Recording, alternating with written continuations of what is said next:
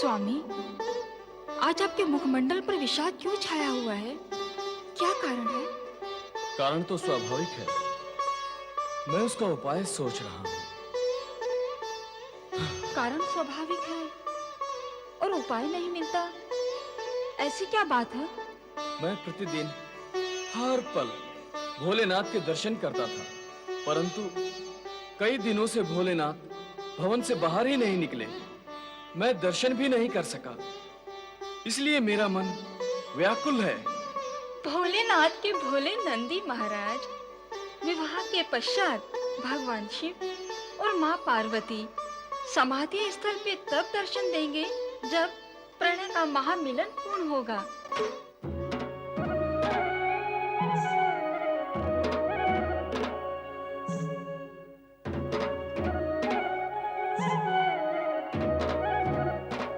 इस समय जगत की समस्त चिंताओं से मुक्त हो जाओगी।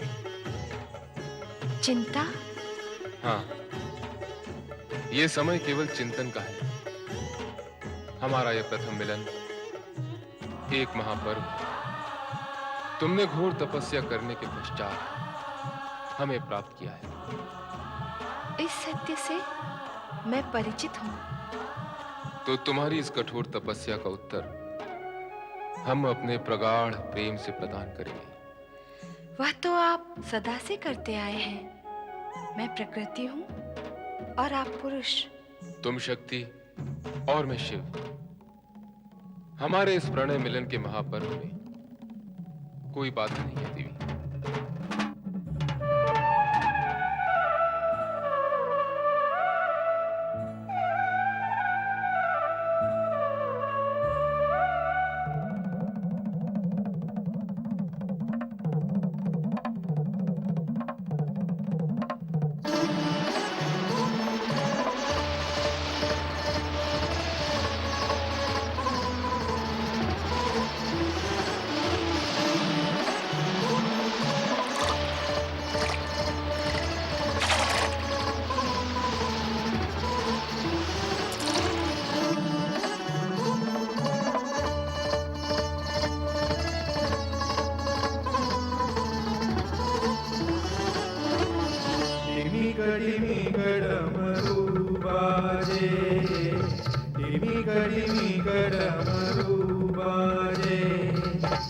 शंकर के संग गौरा साजे,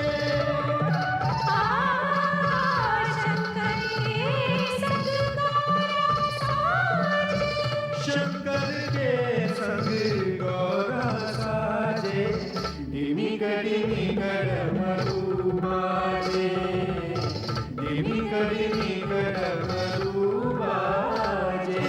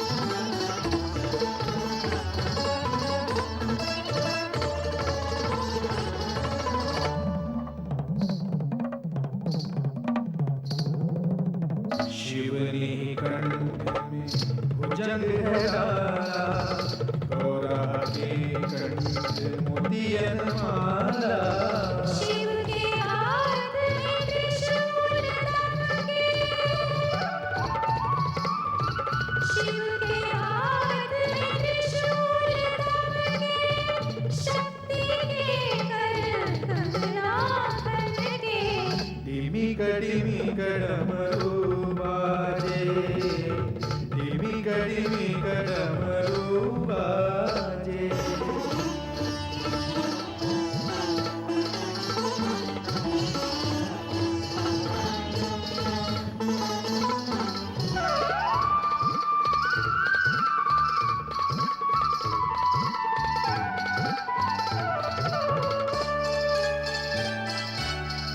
इत मस्तक पे चंद्र की शोभा, उत मस्तक मंदाकिनी आभा। है गिरि में आनंद का उत्सव, हो है गिरि में आनंद का उत्सव। शिव शक्ति करें आनंद तांडव।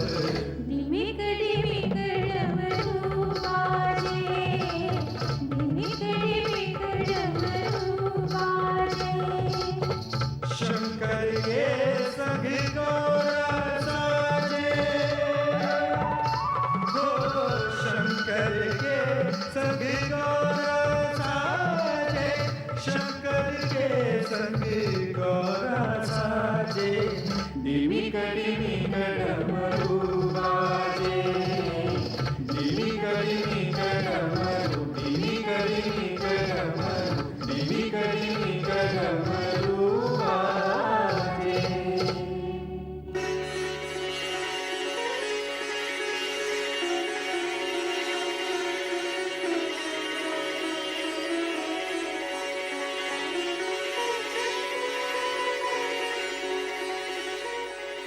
शिव पार्वती महामिलन के पश्चात शिव लीला द्वारा ऐसे रूप जाल की रचना आरंभ हुई जिससे तारकासुर मृत्यु के निकट आता गया।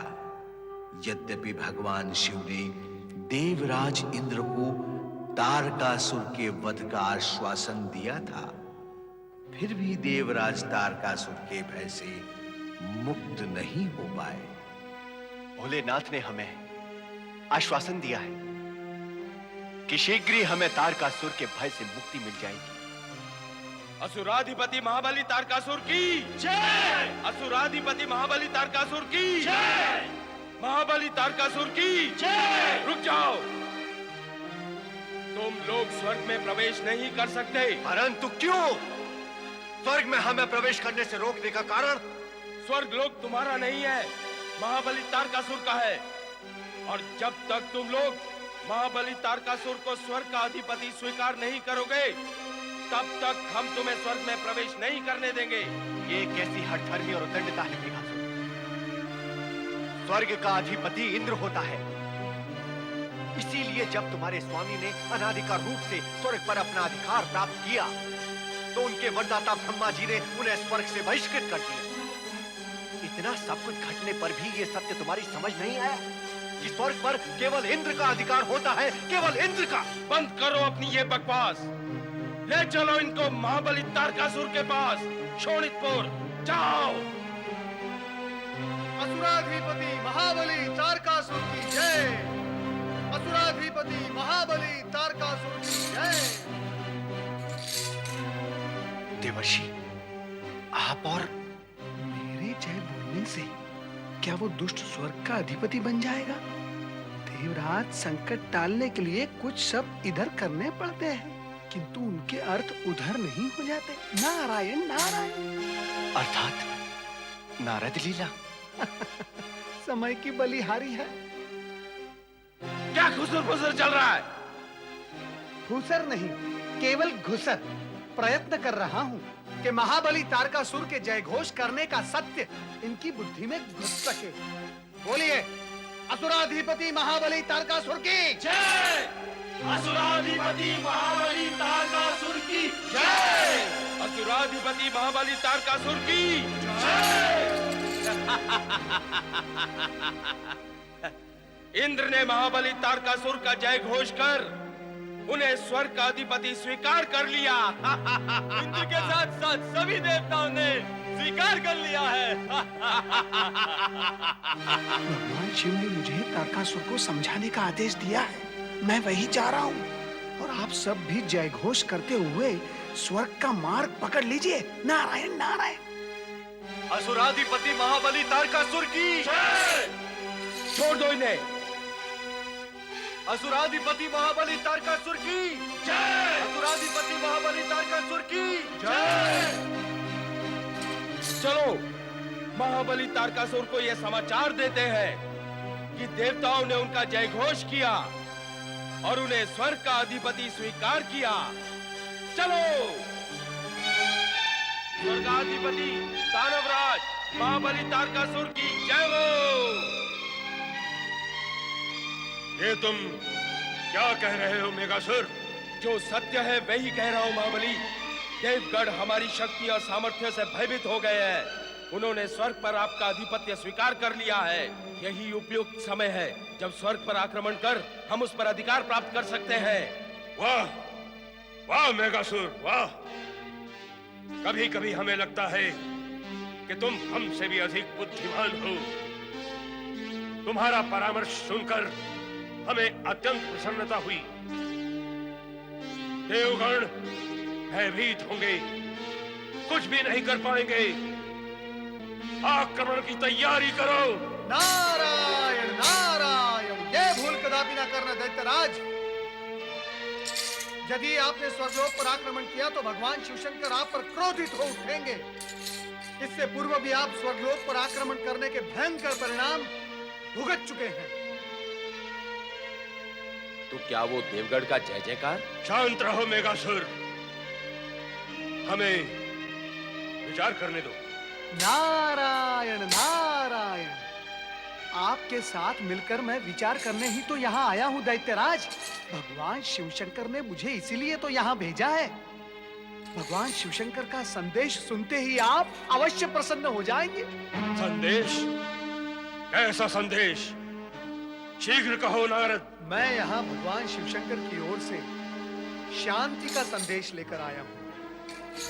यदि आप देवताओं और ऋषि मुनियों पर अत्याचार करना बंद कर दे तो शिवजी की कृपा आप पर हो सकती है। यदि देवगण पर आपका आतंक समाप्त हो जाएगा तो आप पर भी शिवपुत्र का आतंक समाप्त हो जाएगा। हाँ, तो सारे विवाद की जड़ आतंक है। सत्य तो यही है दैत्यराज कि आतंक से किसी को कोई प्राप्ति नहीं हुई और ना ही किसी का हित हुआ है। हुआ तो नहीं है, हुआ भी नहीं और भविष्य में होगा भी नहीं दैत्यराज।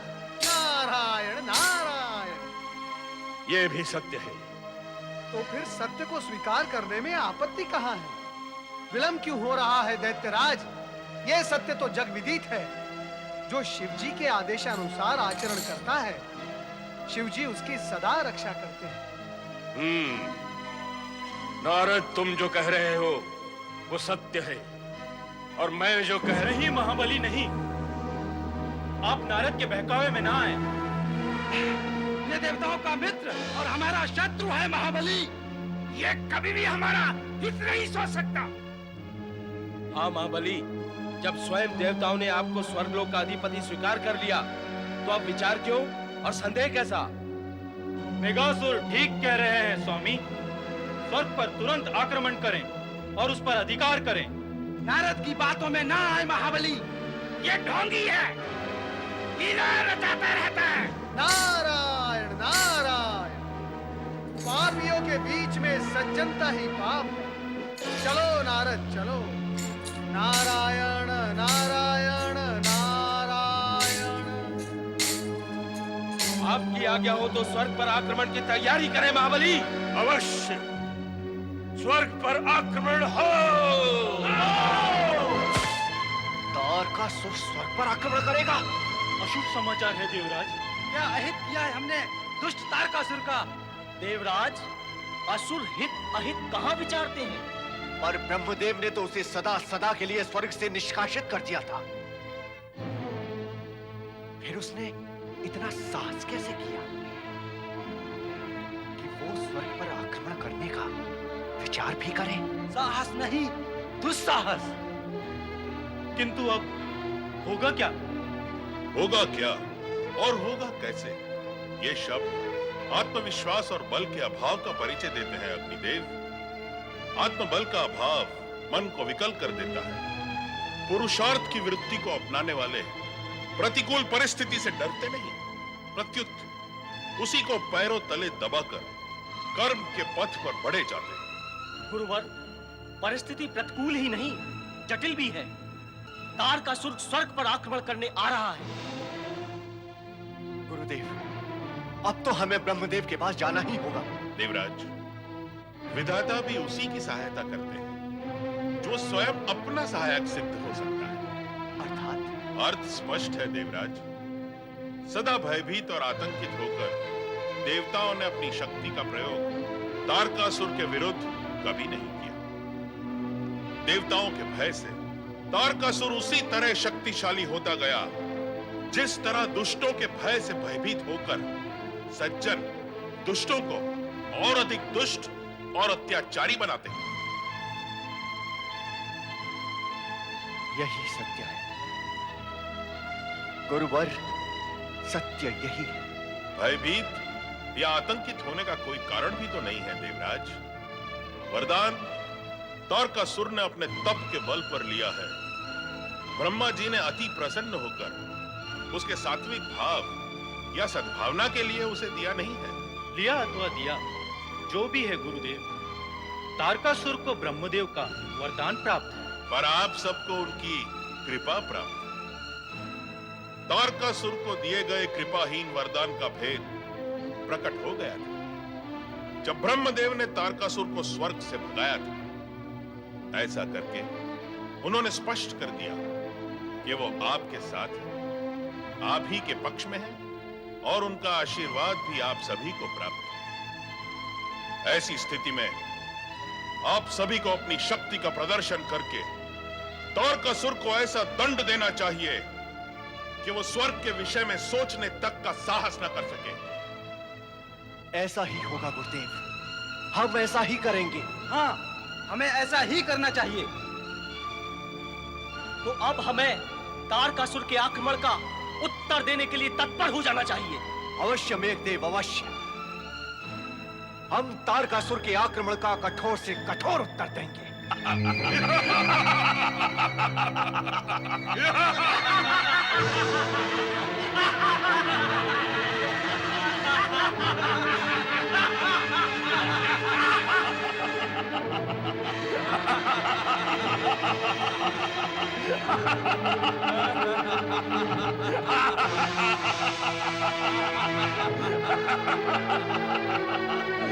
वायुदेव, अपना कार्य आरंभ कीजिए।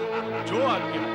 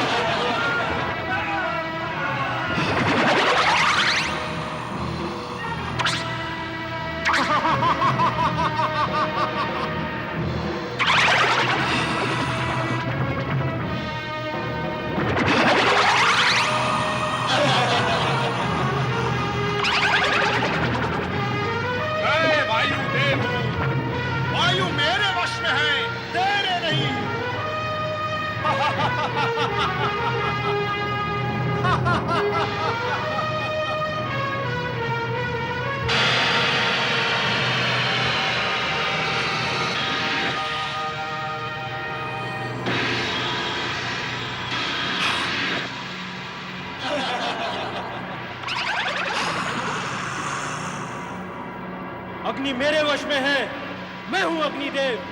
ये देख।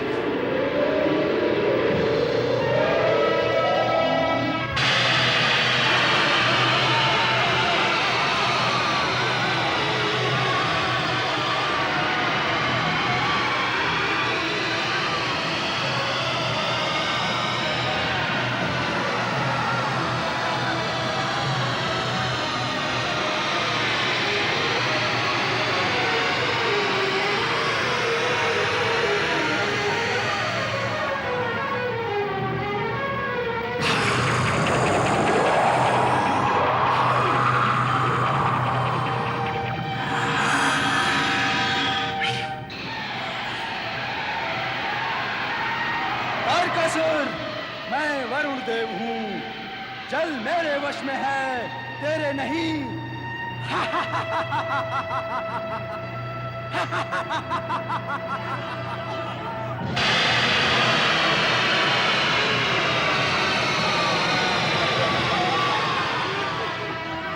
क्यों तारकासुर, स्वर्ग पर आक्रमण करने आए थे ना? देख लिया परिणाम? ये है परिणाम। भविष्य में यदि स्वर्ग की ओर एक पग भी बढ़ाया तो इससे भी भयंकर परिणाम भुगतने होंगे। परिणाम के भय से तारकासुर भयभीत होने वाला नहीं है इंद्र। परिणाम की चिंता तुम देवगण करो। मुझे तो ब्रह्मा का वरदान प्राप्त है। शिवपुत्र के अतिरिक्त अन्य कोई मेरा हित नहीं कर सकता। हे असुर, तूने ब्रह्मा जी की आज्ञा और आदेश के विरुद्ध स्वर्ग पर बार बार आक्रमण करके उनके दिए हुए वरदान के प्रभाव को स्वयं ही क्षीण करता जा रहा है। यदि तूने स्वर्ग पर पुनः आक्रमण करने का ऐसा दुस्साहस किया तो ब्रह्मदेव का वरदान तेरी रक्षा नहीं करेगा। मेरी रक्षा की चिंता छोड़, अपनी रक्षा की चिंता करो। आक्रमण हो!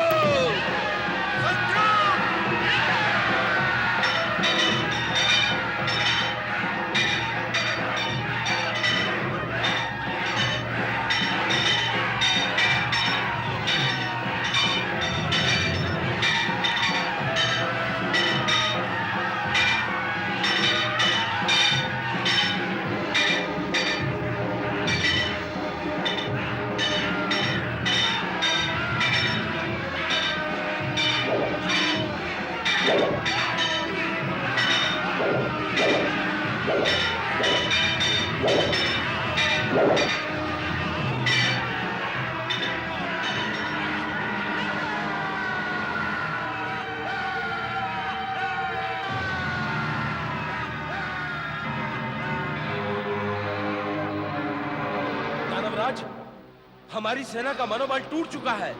हाँ महाबली, देवगढ़ ने अचानक आक्रमण करके हमारी सेना का साहस तोड़ दिया है। तारकासुर, हम सभी देवता अमृत पान करके अमर हैं। शिव पार्वती विवाह हो चुका है। अब तेरी मृत्यु निश्चित है। यदि शिव पुत्र होने की अवधि तक सुख चैन से जीवित रहना चाहता है तो जा यहां से भाग जा। दानवराज, इस समय हमारा पलायन करना ही उचित होगा। महाबली, सेना को सुसज्जित कर पुनः स्वर्ग पर आक्रमण करेंगे। हाँ, उचित यही है। चलो, लौट चलो।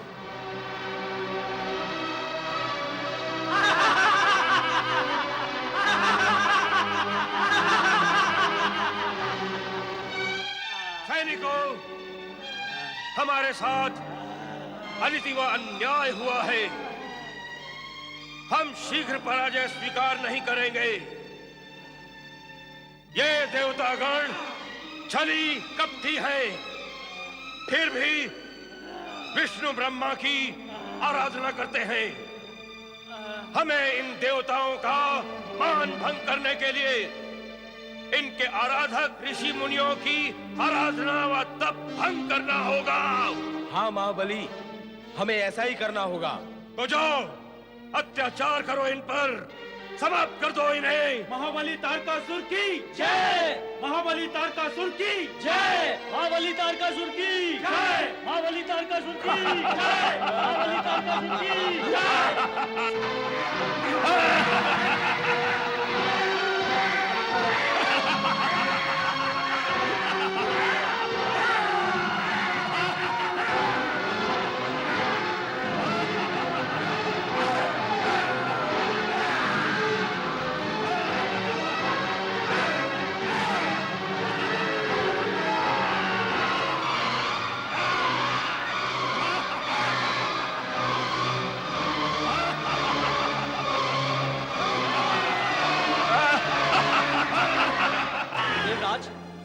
तारकासुर पराजित होकर अत्याचारी हो गया है।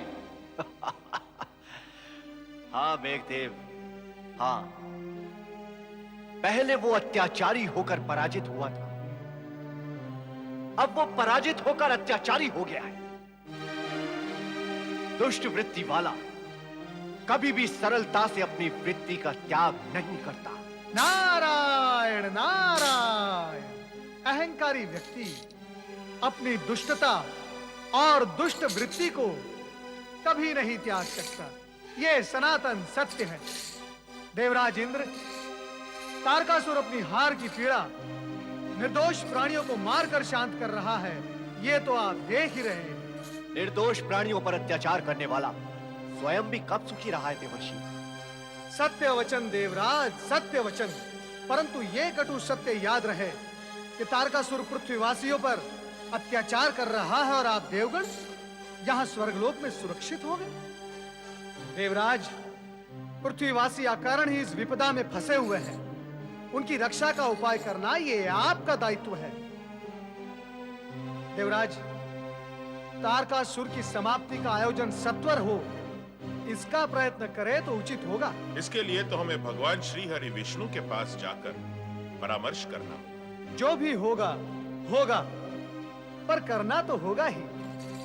शुभ भावना का परिणाम शुभ ही होता है, और फिर भगवान श्री हरि विष्णु शुभ ही करेंगे। जग पालन करता श्री हरि विष्णु की जय हो।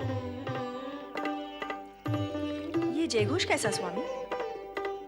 ब्रह्मदेव और नारद के साथ सभी देवगण पधारे हैं। कोई विशेष कार्य कारण से? वही तारकासुर का बढ़ता हुआ अत्याचार। अब तो इसका शीघ्र ही कोई उपाय करना होगा देवी। जग पालन करता श्री हरि विष्णु की जय हो। लक्ष्मी नारायण की जय हो। पधारे ब्रह्मदेव, आप सभी का स्वागत है। श्री हरि विष्णु, तारकासुर के अत्याचारों ने हमें इतना दुखी किया है कि अब तो आपके स्वागत का सुख भी हमें सुखी नहीं कर सकता। तारकासुर तो सभी मर्यादाओं का उल्लंघन करता जा रहा है। उसे रोकना अति आवश्यक हो गया है श्री हरि। आप सभी भली भांति इस सत्य से परिचित हैं कि तारकासुर का उपाय शिव शंकर के ही पास है। ब्रह्मदेव, जब तक आपके वरदान का प्रभाव समाप्त नहीं होगा, वह इसी तरह मानवीय मानवताओं का उल्लंघन करता रहेगा। अब तो भोलेनाथ की शरण में जाना होगा। क्या इस समय वहां जाकर शिव और शिवा के महामिलन में बाधा डालना उचित होगा श्री हरि? इसका परिणाम भयंकर भी हो सकता है। स्थिति की गंभीरता को देखते समझते हुए उचित, अनुचित अथवा भयंकर परिणाम की चिंता पर विचार करना भी उचित नहीं होगा। अन्य कोई विकल्प नहीं है। अब तो भोलेनाथ को पुकारने से ही तारकासुर का संकट टल सकेगा। चलो महेश्वर को पुकारते हैं। चलो चले कैलाश भवन की ओर। हर हर महादेव, हर हर महादेव। जय शिव शंकर, जय भोलेनाथ, जय शिव पार्वती। सभी पूज्य जनों को नंदी का सादर प्रणाम। नंदी, भोलेनाथ और देवी पार्वती दिखाई नहीं दे रहे। विवाह के पश्चात हम सब भगवान भोलेनाथ और माता पार्वती के दर्शन से वंचित हैं। इसलिए हम सब व्याकुल हैं। लगता है कि भवन के भीतर ही शिव और शिवा प्रणय समाधि में मग्न हैं। परमपिता, हमें अपनी कार्य सिद्धि के लिए उन्हें जगाना होगा। हमें कैलाश भवन चलना होगा और उन्हें पुकारना होगा।